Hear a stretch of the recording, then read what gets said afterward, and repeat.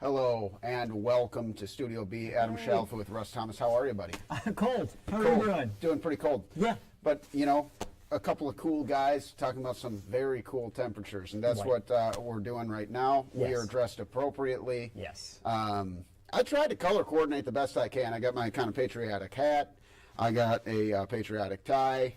It's MLK Day, also Inauguration Day. Yes. Also a First Alert Weather Day. It is. You're exactly right. And of course, the national championship game tonight. So that's That too. That's four big things right there. Big day. Big day. It is a big day, and you're right. For a lot of reasons, a big day, and I think it's a good day. Quite honestly, that we've had this holiday where most, not everyone, but a lot of folks, of course, getting off today.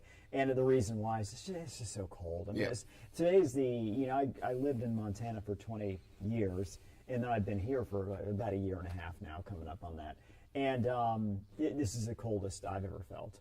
I remember taking a trip to, it was 1994, early 1995, January. I went up to Northwestern University to visit a buddy.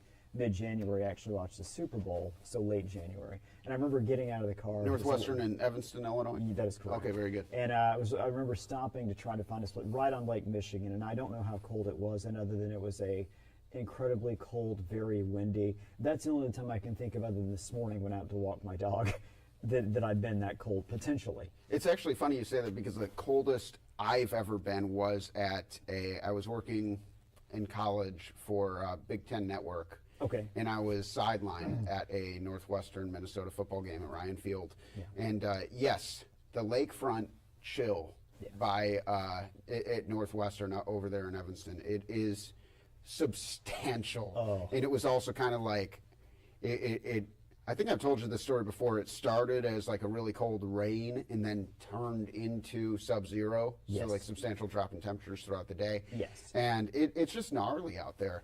And even, just doing basic things, I know I've seen other people doing the same. You've mentioned it as well. You take your dog out and it's just like a different situation than you could ever my poor dog's 13 weeks old. Right. And he's like, I didn't know this could happen. And I'm like, neither did I, buddy. I'm 33. I was going to say, in dog years, which I know you know well, you're always 13 weeks. That's a pretty good chunk of life right there. Yeah. I mean, okay, maybe not. It's a quarter of a year, but let's say you go 13 years.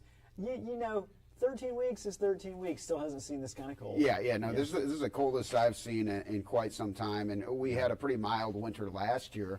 I'm going to get out of the way, because I've heard that people are upset about me being in the way. Well, maybe they're upset at be you me. being in the way. I'm going to get out of the way. Absolutely. Tell us what we're looking at. Yeah, well, starting off by showing our low temperatures this morning. And this is the actual air temperature. So again, this is not including the wind chill. You see it got down to 33 below Langdon. That is the cold spot there. But 26 below Cavalier, Hallock, 27 below Roseau. Heck, even Grand Forks, Fargo, 22 below. Your warmest cold temperature there, 15 below in Siston. So that's kind of where we started with our temperatures.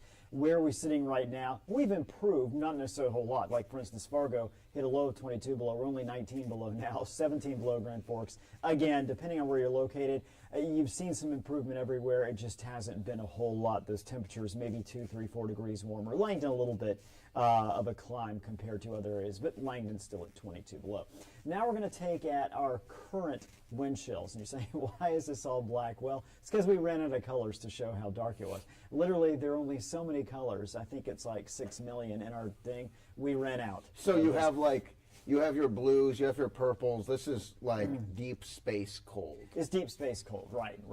And really, I should say, ran out of colors. If it's black, that means it's all the colors combined. Either way, what we've got, this is current. This isn't our coldest temperature that we've recorded. Langdon, wind chill of 48 below right now. Devil's Lake. This is right now? This is the wind chill? right now. This is 143 on Monday afternoon. 42 below is what it feels like in Fargo. And I will say Fargo, the coldest is felt, at least that we have on an hourly update, is 48 below with a wind chill today. And of course, that was this morning. Langdon, 57 below. And Langdon's 57 below this morning. That was actually the coldest we've seen anywhere in the region, but everywhere. I mean, if you're looking and you're saying, hey, the warmest spot in terms of wind chill right now, the warmest spot in our entire region, Aberdeen, Sisseton, 34 and 39 below. Really, Sisseton is the one there that we typically keep our eye on as far as maybe the warmest of the temperatures. And again, 39 below. So look at this. Minus 30. Hey. I know, it's something. Must be nice. It must be nice. Lucky them. What we're going to show you for today, and again, we're starting at 1 o'clock going through midnight tonight. When do we see our quote-unquote warmest time period? That's going to be late afternoon, early evening, and even then wind chills, upper 30s below. The actual air temperature, looks like we're going to get up to about 15 below for a high today. Okay. And then we go back, we start dropping back down there around midnight. Now, I will say this, and some good news on this front is that this morning, this afternoon, this evening, that's our coldest window of time. Once we get into Tuesday morning, certainly by Tuesday afternoon, we do see a warm up. And that's the most important thing, in my opinion, Yes. is to hear about, like, okay, when's it over? Right. You know what I mean? So here's our wind chill forecast. And so here's what we've got for you. You can see around 2 o'clock, 3 o'clock, you see Langdon 52 below, but just in general, you see mid-low 40s below pretty much across the board. We move into the overnight hours, and what we're going to find is, again, a little improvement. Then we'll drop back down 5 o'clock tomorrow morning, though. And even though it's just a little incremental improvement, BC Fargo 36 below, Wahpeton 31 below. So that wind chill's not quite at that 40 below level in those areas. That is an improvement. Now check out here as we get into Tuesday afternoon. Whoa, Yes. I can maybe even take my gloves Right, off. Look I at know. that. Very, Okay. Yes, very cold, very cold. But I like where you're going with this here. We jump into Tuesday afternoon. These are wind chills, and again, we're above 0 in Langdon. Now we went from 57 below earlier this morning in Langdon for a wind chill. Tomorrow afternoon, 3 above. And you can see a lot of. That's a single digits 60-degree difference. That's seriously remarkable. No, you're right. It is remarkable. It's remarkable. Here's what's. It's remarkable that it's 60 degrees warmer, which makes it 3. It makes it 3. Exactly. Minnesota, they're still dealing with the teens below, but I mean, again, an improvement there as well. Just want to say, extreme cold warning isn't effective until noon tomorrow. Wind chills could be as low in some of those areas as 55 below. Frostbite again can occur in 5 minutes, and I do want to tell you.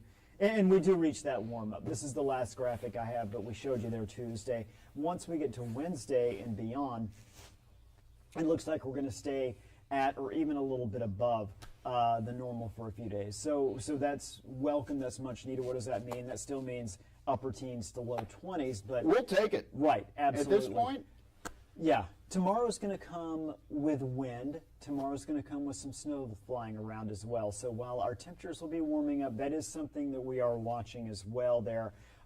As far as the strength of the wind can be very strong.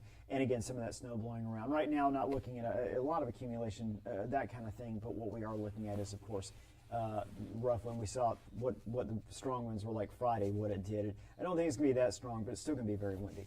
All that said, if we're looking and really focusing in here on the temperatures, what we're going to find is that cold weather, extreme cold warning, I should say, does end tomorrow at noon. And after that, I don't foresee any more extreme cold warnings on our way anytime very soon. and you know, this is kind of one of those good news, bad news, but I think it's worth saying, and for me, it made me feel a little better in a weird way. Yeah. But this is the coldest it's going to be all year. That's what you're expecting. Well, yeah, I mean, that's a tough. Thank you for asking that. That's a tough thing to say right now. I'm not seeing anything. It's not a guarantee, week right? Week and a half. You know, it's fairly. It happens 2-3 times a year. Sometimes we see something like this. At the same time, it's fairly rare. We're at mid to late. We're looking at late January. Could it happen in February? Even early mid-March, we can get this cold. Yeah. But you start looking and going, okay, we're hopefully running out of time. At least it's not early December. We're going, okay, we got this cold, and now we have 3.5 months to go where we could get cold like this. We're each day we pass getting a little bit shorter that window of time where we could get something like this. But we certainly still could, though. Okay, we'll see. We're all going to make it together, folks. We are going to make it. We're going to make it.